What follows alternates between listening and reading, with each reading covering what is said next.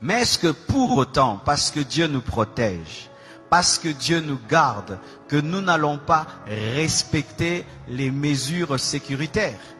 Est-ce que parce que Dieu nous garde, parce que Dieu nous protège, que nous allons continuer à nous saluer et mettre les mains sur nos bouches? Est-ce que parce que Dieu nous protège, que quelqu'un va tousser à côté de moi et je vais lui dire tousse encore? Est-ce que parce que Dieu nous protège, que quelqu'un sera enrhumé à côté de moi et plein de fièvre, que je veux lui dire ça ne fait rien? Non. L'équilibre. Je n'ai pas peur de la mort. Je n'ai pas peur de la maladie, mais je ne dois pas tenter Dieu. La Bible dit que vous boirez des breuvages mortels et vous ne mourrez point. Mais est-ce que pour autant tu vas prendre le poison? Si par mes gardes on t'empoisonne, Dieu te protège. Mais si tu sais que le plat est empoisonné, tu ne le prends pas. C'est pourquoi nous devons, malgré que nous sommes des chrétiens, respecter les mesures sécuritaires. On ne se salue plus avec les mains. Amen. Nous devons, malgré que nous sommes des chrétiens et que nous n'avons pas peur, nous ne devons pas tenter Dieu. Amen. Nous devons. Alors nous ne devons pas nous moquer de ces églises. Nous entendons en Europe, elles ont fermé. Ah, le pasteur n'a pas la foi. Le pasteur n'a pas la foi. Le pasteur n'a pas la foi. En Europe, il y a des gens qui ont été contaminés à l'église. Il y a des prédicateurs qui ont été contaminés. Il y a des familles de pasteurs qui ont été contaminées. Ce n'est pas parce que tu es chrétien que tu es fou. Amen. Ce n'est pas parce que tu es chrétien que tu sais qu'à l'école, il y a des enfants malades. Toi aussi, tu envoies tes enfants. Ce n'est pas parce que tu es chrétien, que tu es médecin, que tu ne vas pas porter le cache-nez. Ce n'est pas parce que tu es chrétien que tu ne vas pas laver les mains. Ce n'est pas parce que tu es chrétien que tu ne vas pas veiller sur ta santé. Sinon, il ne faut pas manger. Dieu va te nourrir. Il ne faut pas te laver. Dieu va te laver. Amen. Alors, mes frères, ne tombons pas dans la folie. Ayons la foi. Amen. Même Jésus, quand on voulait le tuer avant le temps, il fuyait.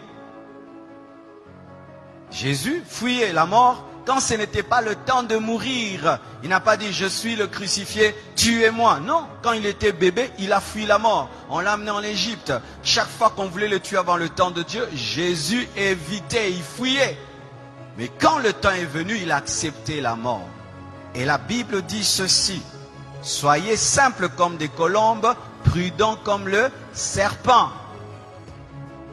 Donc si demain on nous dit qu'il faut respecter un maître, tu respectes un maître. Amen. Si demain on dit, eh bien maintenant il y a des millions de personnes, même au Congo, les églises ferment, on ferme. Fermer l'église, ce n'est pas fermer la foi. Fermer un bâtiment, ce n'est pas fermer l'église, parce que l'église n'est pas un bâtiment. Je vais venir là. Amen. Parce qu'il y a des gens qui, au nom de la foi, ils vont aller tenter Dieu et Dieu va leur prouver ce verset de Matthieu 4, versets 5 à 7. La Bible dit dans Matthieu 4, versets 5 à 7, le diable transporta Jésus dans la ville sainte, le plaça sur le haut du temple et lui dit, si tu es le Fils de Dieu, jette-toi en bas, mets-toi en danger. Si tu es le Fils de Dieu, jette-toi en bas. Mets-toi en danger, Dieu te protège, car il est écrit, il donnera des ordres à ses anges à ton sujet, et ils te porteront sur les mains. Il lui présente une promesse de protection. Maintenant il dit, mets-toi en danger, parce que Dieu a dit qu'il va te protéger quand tu seras en danger. De peur que ton pied ne heurte contre une pierre. Jésus lui a dit quoi? Tu as raison, je vais te prouver que je suis Fils de Dieu, je vais me jeter et les anges vont venir. Il a fait ça. Il a dit quoi? Tu ne tenteras pas le Seigneur ton Dieu. C'est dire quoi? Tu n'obligeras pas Dieu à agir. On n'oblige pas Dieu à agir même s'il a promis. Dieu, tu as dit que 1000 tombent à ma droite, 1000 à ma gauche. Tu vois 50 personnes en train de tousser là-bas, à d'éternuer. Tu viens là-bas, robo-bo-bo-bo. Vous avez Covid-40. Amen. Parce que même j'ai écrit sur internet, vous savez la conférence qui était prévu à Montréal a été annulé. Ils m'ont appelé, ils m'ont dit c'est annulé parce que la loi là-bas a interdit pour la sécurité du peuple. Et les gens disent, oh, si vous étiez des hommes de Dieu, il fallait que vous puissiez, il fallait quand même tenir cette action-là. Même si tu la tiens. Mais les gens ne vont pas venir. Et même s'ils viennent, ici ils viennent, et alors tu vas mettre en danger la vie des gens pour prouver que toi tu as la foi. Prends tes propres enfants, fais-leur ça. Moi je ne suis pas un fou, je suis un homme de foi. Il y a une différence entre folie et foi. Amen. Hein? Alors mes frères et sœurs, Jésus ne s'est pas jeté parce que Dieu a dit qu'il allait le protéger. Mais si on le poussait, Dieu allait le protéger. Mais là on ne l'a pas poussé. C'est-à-dire tu te retrouves dans un endroit et tu as mis toutes les mesures, mais tu touches sur un poignet. Et il y avait quelqu'un qui a laissé là le Covid. Toi tu touches, tu ne savais pas. Et puis tu mets là, Dieu te garde.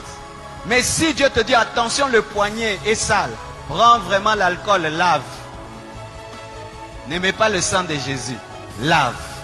Le sang de Jésus agit quand tu ne sais pas. Mais quand tu sais, utilise l'intelligence et la connaissance. Vous entendez cet équilibre, hein? Alléluia. Sinon tu vas aller au ciel avant. Amen. Je suis allé dans un hôpital, je trouvais un frère de l'église, il avait un cache-nez. Je vais dire, frère, tu manques la foi? Non, il a la foi, il a la foi. Mais est-ce que parce que tu as la foi, tu n'as pas porté des chaussures? Pourquoi vous portez les chaussures? Pas seulement parce que c'est beau, pour ne pas marcher sur le feu, ne pas marcher sur la saleté, ne pas marcher sur des épines, ne pas marcher sur des pierres qui font mal. Mais comme tu es chrétien, marche pieds nus, parce que Dieu va te protéger, tu ne vas pas te blesser. Tu as le zèle de l'évangile. Tu as les chaussures, le zèle de l'évangile. Amen. Hein? Donc, vous ne devez pas tomber dans une fausse foi qui est en soi tenter Dieu. Amen.